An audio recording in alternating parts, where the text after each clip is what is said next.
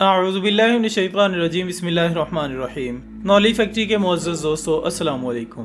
ناظرین اکرام، حال ہی میں ماہرین آثار قدیمہ نے ایک ایسی دریافت کی ہے جس نے دنیا بھر میں ہلچل مچا دی ہے۔ جی ہاں دوستو، یہ ہے ملکہ بلقیس کا پراسرار تخت، جسے ہزاروں سال بعد یمن کے ایک دور دراز علاقے میں زمین کی گہرائیوں سے نکالا گیا ہے۔ یہ تخت جو اپنی شان و شوکت میں بے مثال ہے، آج بھی اپنے نقوش اور بناوٹ سے دیکھنے والوں کو مسحور کر دیتا ہے۔ ماہرین کا کہنا ہے کہ یہ تخت اپنی اصلی حالت میں موجود ہے اور اس کی بناوٹ میں ایسی مہارت کا استعمال کیا گیا ہے جو آج کے دور میں بھی ایک معجزہ لگتی ہے۔ اگر آپ بھی اس تخت کی حیرت انگیز داستان اور اس کی دریافت کی مکمل تفصیلات جاننا چاہتے ہیں تو اس ویڈیو کو آخر تک ضرور دیکھیے۔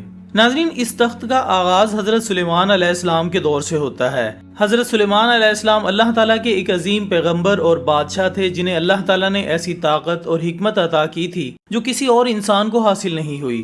آپ کو جنات، پرندے اور جانوروں پر بھی اختیار دیا گیا تھا اور یہ سب آپ کے حکم کے تابع تھے۔ اللہ تعالیٰ نے حضرت سلیمان علیہ السلام کو ہوا پر بھی کنٹرول دیا تھا۔ آپ جب چاہتے ہوا کو حکم دیتے اور وہ آپ کو بہت تیزی سے ایک جگہ سے دوسری جگہ لے جاتی۔ اس طرح حضرت سلیمان علیہ السلام نے اپنے دور میں دنیا کے مختلف حصوں کا سفر کیا اور اپنی حکمت اور عدل کو پھیلایا۔ حضرت سلیمان علیہ السلام کا دربار نہایت شاندار تھا، جس میں نہ صرف انسان بلکہ جنات، پرندے اور جانور بھی شریک ہوتے تھے۔ آپ کی حکمرانی کا دائرہ کار بہت وسیع تھا اور آپ نے اپنی حکومت میں انصاف اور عدل کو فروغ دیا۔ آپ کی حکمت کے قصے دور دور تک مشہور تھے اور ہر کوئی آپ کے انصاف کی تعریف کرتا تھا۔ ملکہ بلقیس یمن کے علاقے سبا کی ملکہ تھی۔ وہ ایک نہایت طاقتور اور دانشمند حکمران تھی جنہوں نے اپنے لوگوں کی خوشحالی اور ترقی کے لیے بے شمار خدمات انجام دی۔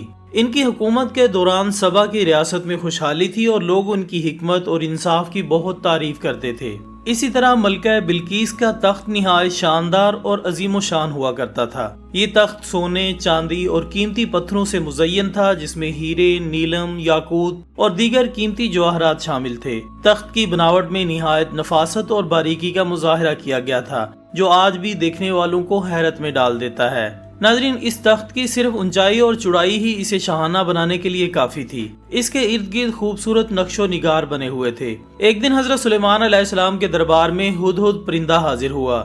ہدہد حضرت سلیمان علیہ السلام کا ایک وفادار ساتھی تھا اور وہ اکثر دور دراز کے علاقوں کی خبریں لایا کرتا تھا۔ اس دن ہدہد نے حضرت سلیمان علیہ السلام کو ایک نئی خبر سنائی۔ اس نے بتایا کہ وہ ایک ایسی قوم کو جانتا ہے جو سورج کی عبادت کرتی ہے اور ان کی حکمران ایک عورت ہے جو نہایت طاقتور اور دولت مند خاتون ہے۔ اس کا نام ملکہ بلقیس ہے اور اس کا تخت بھی بے پناہ شان و شوکت کا حامل ہے۔ حضرت سلیمان علیہ السلام نے ہدہد کی بات سنی اور فیصلہ کیا کہ وہ ملکہ بلقیس کو اللہ کی عبادت کی دعوت دیں گے۔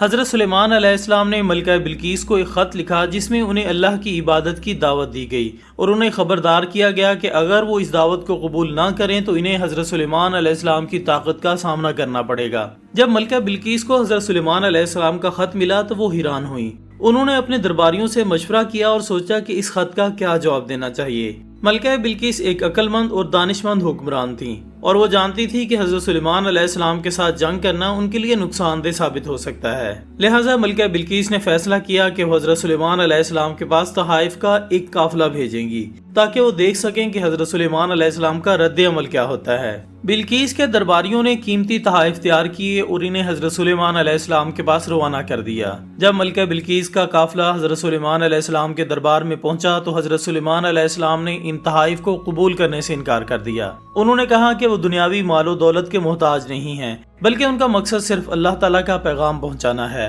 حضرت سلیمان علیہ السلام نے ملکہ بلقیس کے قافلے کو واپس بھیج دیا۔ اس کے بعد حضرت سلیمان علیہ السلام نے اپنے درباریوں سے پوچھا کہ کون ملکہ بلقیس کا تخت ان کے دربار میں لا سکتا ہے۔ ایک جن نے کہا کہ وہ تخت کو حضرت سلیمان علیہ السلام کے پاس لا سکتا ہے قبل اس کے کہ آپ اپنی جگہ سے اٹھیں۔ حضرت سلیمان علیہ السلام کے درباریوں میں سے ایک شخص جس کے پاس کتاب اللہ کا علم تھا، اس نے کہا کہ وہ اس تخت کو پلک جھپکنے سے پہلے حضرت سلیمان علیہ السلام کے سامنے حاضر کر سکتا ہے۔ حضرت سلیمان علیہ السلام نے اس کو اجازت دی اور پلک جھپکتے ہی ملکہ بلقیس کا شاندار تخت حضرت سلیمان علیہ السلام کے دربار میں حاضر ہو گیا۔ یہ اللہ کی قدرت کا ایک عظیم مظہر تھا اور حضرت سلیمان علیہ السلام نے اللہ تعالیٰ کا شکر ادا کیا۔ اس کے بعد حضرت سلیمان علیہ السلام نے ایک شیشے کا محل تعمیر کروایا جو کہ اتنا شفاف تھا کہ اس میں پانی اور زمین کی گہرائی نظر آتی تھی۔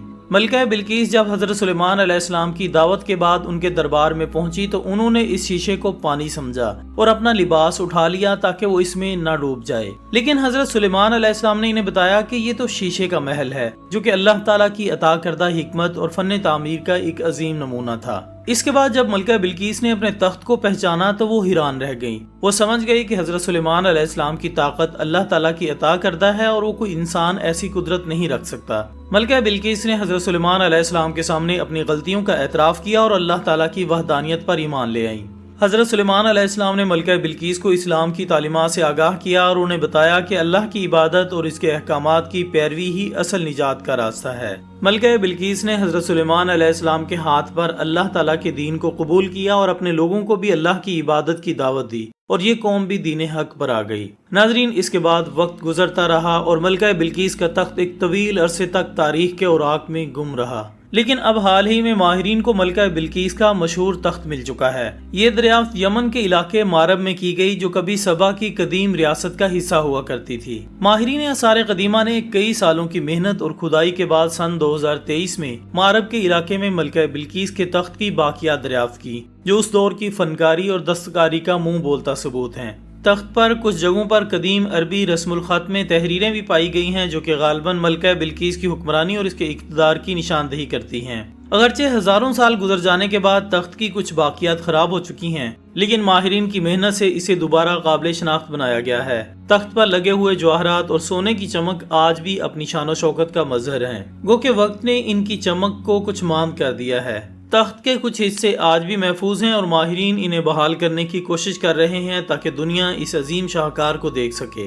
ناظرین، اس تخت کو ایک خصوصی میوزیم میں رکھا گیا ہے جہاں لوگوں کو اس کی شان و شوکت کا قریب سے مشاہدہ کرنے کا موقع ملتا ہے۔ اس میوزیم میں تخت کے ساتھ ساتھ اس کے بارے میں معلومات بھی فراہم کی گئی ہیں جو اس تخت کی تاریخ اور اس کی دریافت کے سفر کو بیان کرتی ہے۔ یہ تخت آج بھی دنیا کے لیے ایک عظیم معمہ اور دلچسپی کا باعث ہے۔ اس کی شان و شوکت اور اس کی بناوٹ ہمیں ملکہ بلقیس کی عظمت اور ان کے دور کی تہذیب کی عکاسی کرتی ہے۔ اس تخت کی دریافت نے تاریخ کے ایک اہم باب کو دوبارہ زندہ کر دیا ہے اور ہمیں یہ بتایا ہے کہ تاریخ کے جیسے بھی راز ہوں ہمیشہ پردے میں نہیں رہتے، بلکہ وقت کے ساتھ ساتھ وہ ایک دن ضرور بے نقاب ہوتے ہیں۔